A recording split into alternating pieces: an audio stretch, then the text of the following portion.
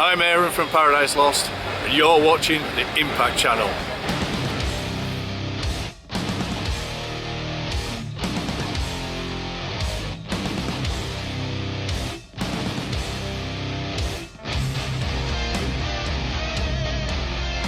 Greetings everyone, our guest today is Aaron from Paradise Lost.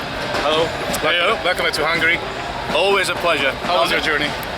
It was great actually. We arrived here yesterday, flew into Budapest airport, and everything's been okay so far. But you know, every time we played in Hungary, I think the first time we played in Hungary was 93. I always remember the 93 show we played on the Sepultura Chaos AD tour. It was snowing outside and it was in a beautiful area. So I've always had fond memories of coming to Hungary. So that was a legendary show in Hungary actually. Yeah, it was a great night. I've never forgotten it, it's weird, and it was just like a really thin layer of crisp snow outside. I really remember it. I wasn't there. I was 8, so I wasn't there. Me too, I was about 10, something like that. Hopefully, no, I'm 50 this year, hopefully. Woohoo! So, with a bit of luck, fingers crossed. Your last album, Medusa, came out 2 years ago. Are you working on the new album now? Yes, that's why we're sort of slowing down the tour. We've only got 5 more shows left, including tonight. But yeah, I think Nick and Greg have already started writing, so that's exciting. Waiting for that to come together and starting to learn, rehearse new songs. I haven't heard any yet, so I can't give anything away. But nothing to spoil. No. But knowing them two, it'll probably be a bit miserable and very Paradise Lost. That's what we expect. Few. How is the writing process work in the band?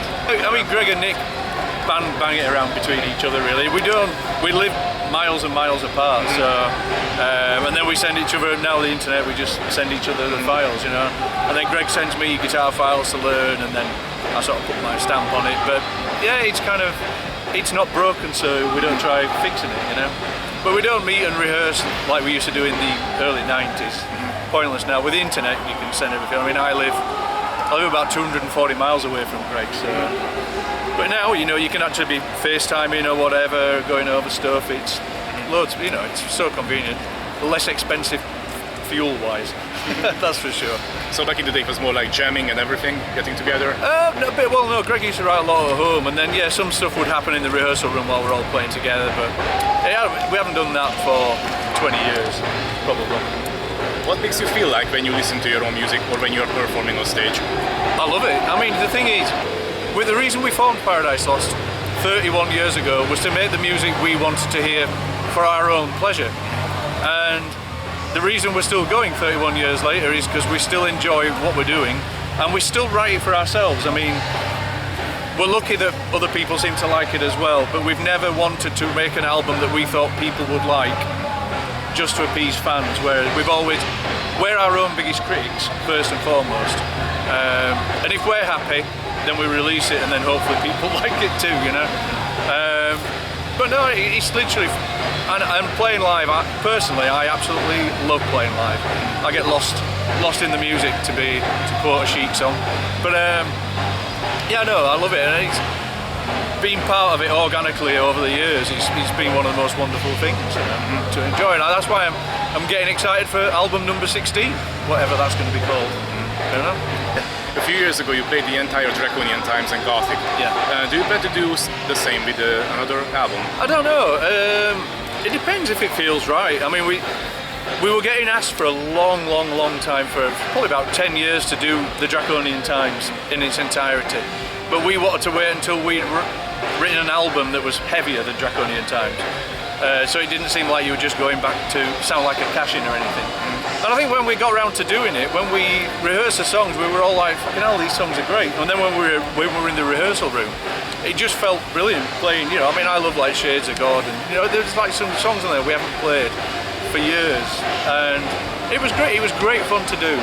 Gothic was interesting to do as well, because some of those songs we were like 19 or something and 20 when we wrote them, so doing those songs was really interesting. Some songs more than others, but I mean, there's some great songs on that record, and just adding the modern guitar tone, and we've improved as players as well over that time. It was quite interesting to go through them again as well.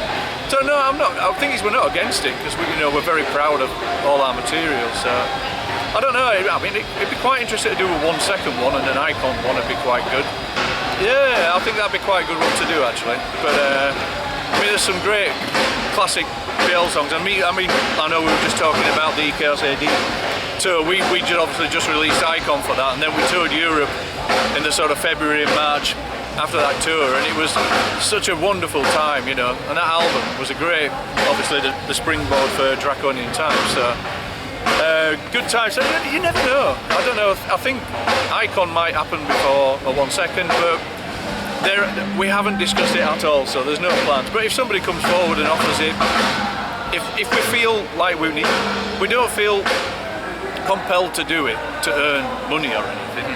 But if we feel comfortable do it, we'll do it just for the joy of doing it and sort of revisiting old songs. I mean, there's quite a few songs on 1 second I'd like to play that I haven't played for years. You know, like Disappear, stuff like that, you know. This Cold Life would be great. I used to love playing that one live. So it'd be great to do. Do you know what? There's loads of them we could do, to be honest. Like I say, 15 albums down the road. We could really tour all the time just doing old albums, but yeah, no, you never know. I mean, never say never, but there is no plans at all on the, you know, even in the office. But we're not against it. So we quite enjoyed the 2 times we've done it. And which one is your personal favourite Paradise Lost album? That's a hard one. I like them all, to be honest.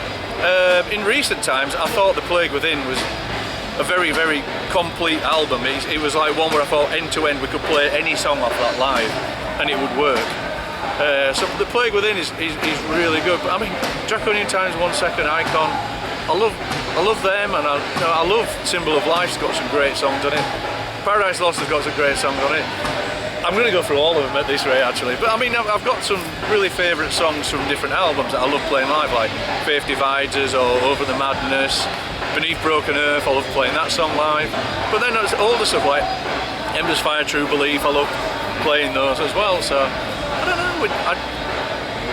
I just love PL basically. I mean, that's why we formed the band. Like I said, we're fans of our own music because we wrote it for ourselves. That's the point.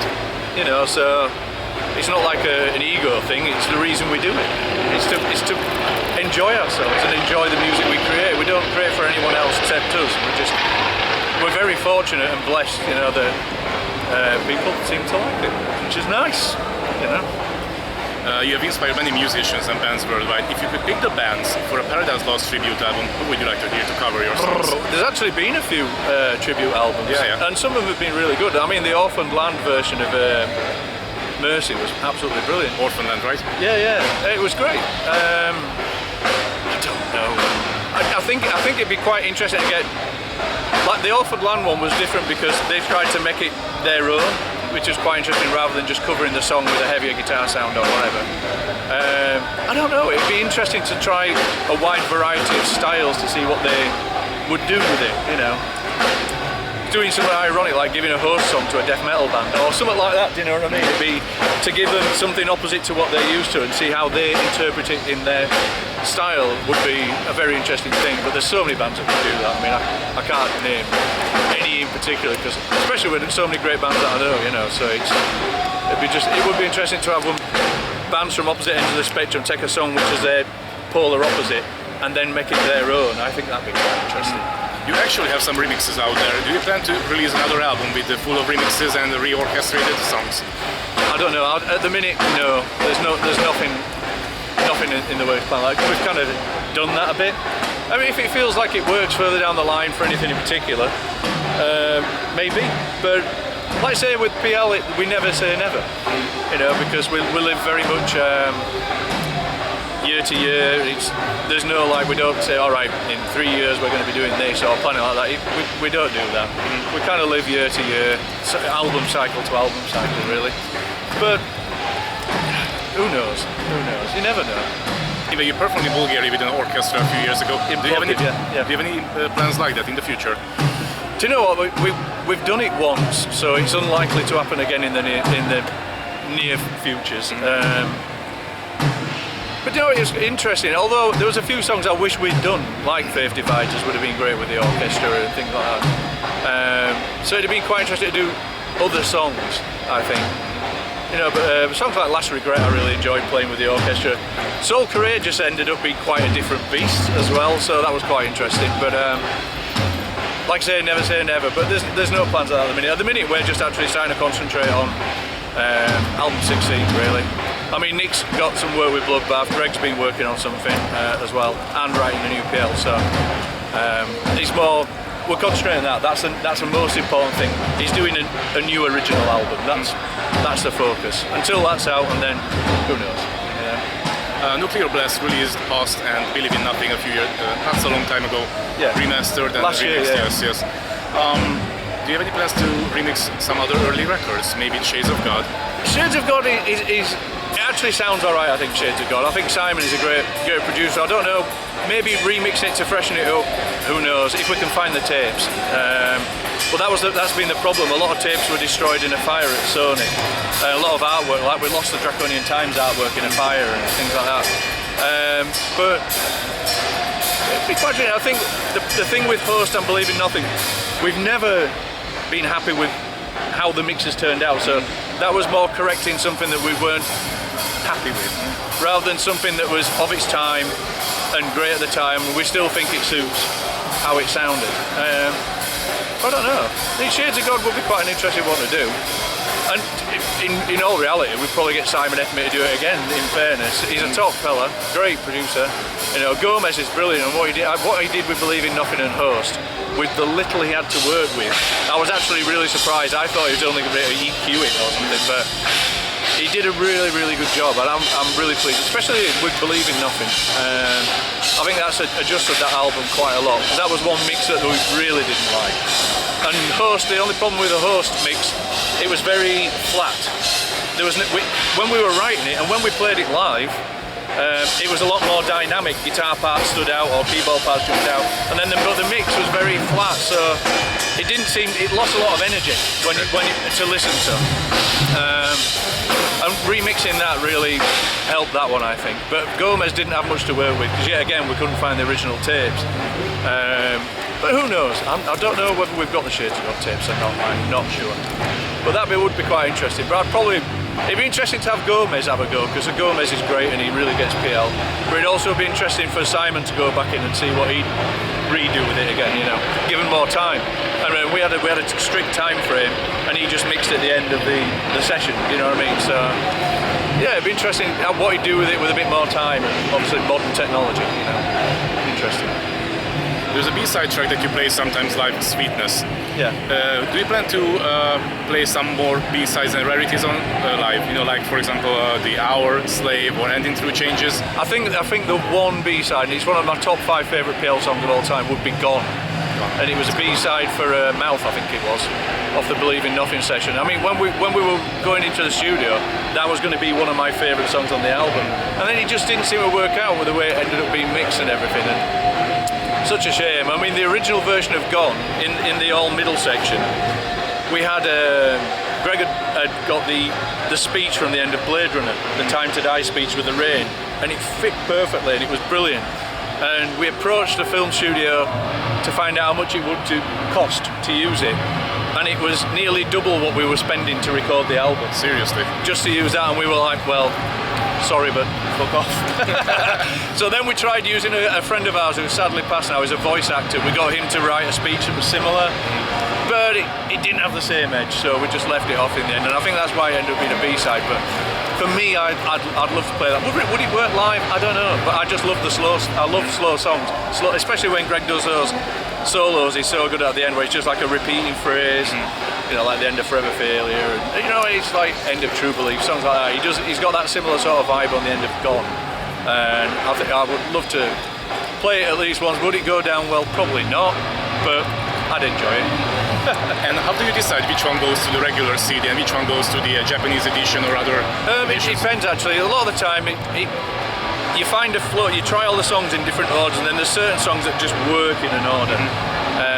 Sometimes it's someone at the record company, because sometimes you need a fresh pair of ears on it, because you've lived with it so much you don't know what's best and not. So sometimes it's, when we were at Spectrum Media, especially there's a guy called Jens Pruter. He was great at doing track listings, because he still thought like we did, like vinyl. What's a great song, side A, side B? What's, you know, end side A and start side B? And we still think like that, because that generation. And Final's back now anyway, but we still think like that. But Jens was very good at doing that kind of thing. He'd sort of like just tweak one or two songs and be like, yep, perfect. But he was listening to it with fresh ears, and sometimes you need that. But a lot of the time, it's been us really over the years, sort of just discussing it, and we've got very similar thoughts on it all. So we don't really argue about it. We kind of go, yep, that's right, perfect. It doesn't matter who's thought of it, but everyone sort of pitches in with that kind of thing. But yeah, just sometimes it just the way it flows. You want it to be like a ride, which you don't want to just front load it with all the fast stuff at the start and then all the slow stuff at the end. You kind of make it a bit of a roller coaster of emotions, which music should be. And then that's it really. If your music was translated into another art form, maybe painting or movie or art exhibition, what do you imagine for that? I think art, I mean literally like oils and canvas, something like that would be a great way to do it. I mean we've always strived to have great artwork that reflects the mood of the music. We've got it right most of the time, I think. And we've worked with some great artists. I mean Holly, who did the Draconian Times, she was brilliant. She also did like the Last Time single and stuff like that as well, and Forever Failure. But then we had like Seth, he did a great job on a few albums with his artwork. But after a little while it's time to move on. You don't want to be sort of stuck with one artist in a way, because you want to sort of keep changing it up. But I think we've been very lucky with art we've got, because art should stir emotions. Physical painted art, for instance, needs to stir emotions in the same way as music. And different people see different things in different parts of paintings, like you would with an album. Some people like one song, other people prefer another. But yeah, oils on canvas, maybe a stormy sea or something. Yeah. Is there any plan to an official biography for Paradise Lost? Yes, we're doing it at the moment. Oh, who's the writer? The band? I'm not going to say anymore. All right. But yeah, yes, there is one in the works. It was kind of like the idea was floated around the 30th anniversary, so that's it currently being done. I've just been emailed by the guy again today for doing some more interviews for it. But yeah, so yeah, the person in particular has interviewed people who've worked with us over the years, all the ex-members, everything. So yeah, no, that's in the works. And how would you express yourself if there was no Paradise Lost in your life?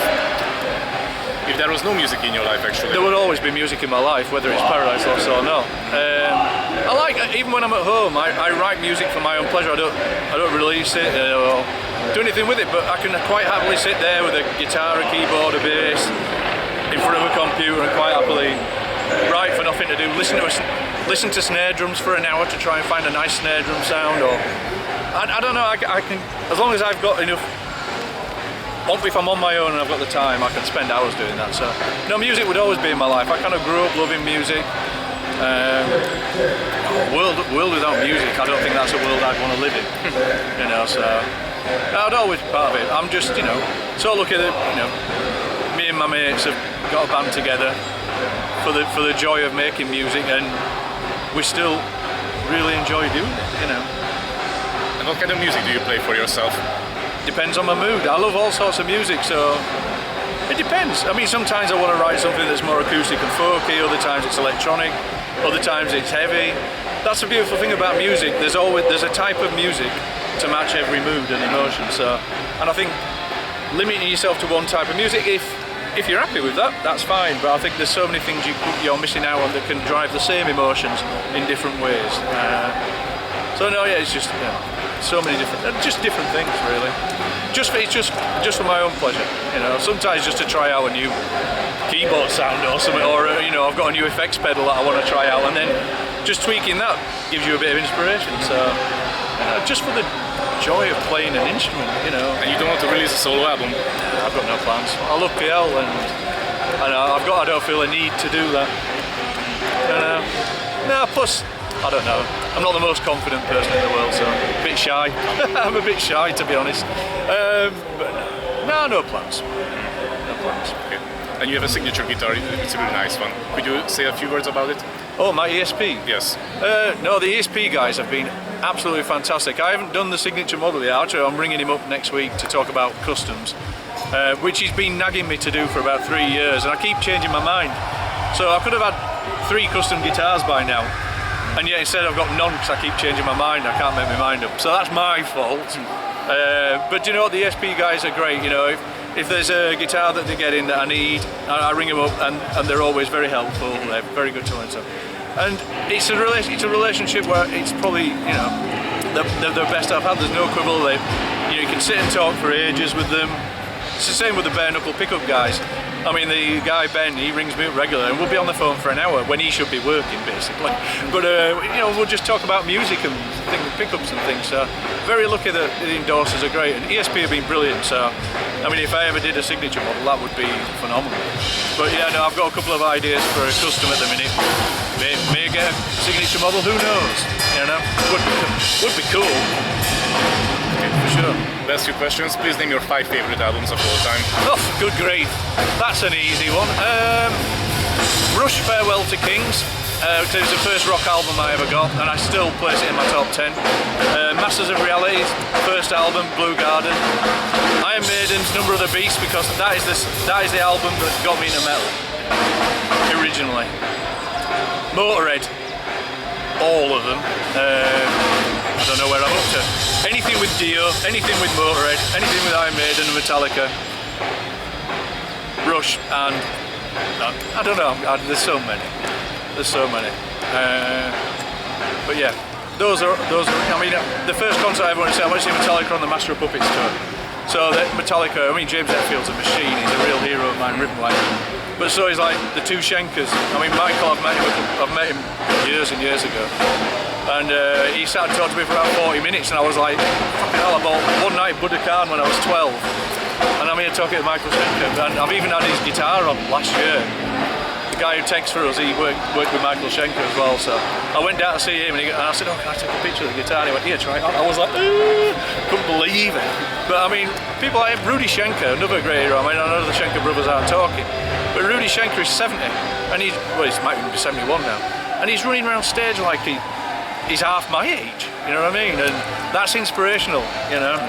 I mean, I loved the Scorpions growing up. Do you know what? There's just so many. I mean, I absolutely love ELO. I went to see them live, which was like it took me 40 years to see them live, but I saw them, they were ace. But then, you know, I love anything from like Carpenter Brew, you know, I like all sorts of music, so. Top 5 is hard, because what is your top 5 one day, it's different the next day depending on what you want to listen to. But yeah, anything Ennio Morricone as well, especially the Western stuff. What's the meaning of 5? I won't say 42. Do you know what the meaning of life? It should be to be better to each other, help each other get better, and that makes you a better person yourself. And I think if more people took that into account, I think the world would be a better place. The meaning of life is be better to each other, or else we're just going to end up ruining our planet, ruining ourselves. But you know, there's too much short-term. The meaning of life is just to have fun, love, and love each other, you know. Have a great time all the time, as the guy from Spinal Tap said. That's my philosophy, Martin. Have a good time all the time. But yeah, that's it. Just be good to each other, you know. It's nice. Be positive, be nice. Big up your friends when they're doing well. Don't backbite behind the backs, you know, things like that. You're in a band, play guitar and headbang a bit. Then your hair falls out. Then it falls out the bottom of your face. That's gravity. Well, that's getting older for you, but there we go. But have fun, you know, have fun and be good to each other. I mean, surely that should be the meaning of life. I just wish more people to be on board. Luckily, the metal community is a very good place for that to happen, and that's why I love, not just metal. Metal isn't just about the music, it's about the people who love it. And I think a friend of mine who's worked in the police force, they used to never have police outside the Rock nightclub when we were growing up, but there was always 2 vans outside every pop trendy nightclub, and they never had to call, because in a metal bar, if you bump into someone and spill their pint, you say, can I buy you another? Whereas if you're in a trendy bar and you spill someone's pint, they either hit you or they're gonna hit you, and a lot of the time, and it's the attitude is so much better. The meaning of life, you could say in that regard, it's like metal community. But I know that's why I love metal and metal community so much, and I think that is our cue. Thank you very much for the interview. My pleasure, my pleasure.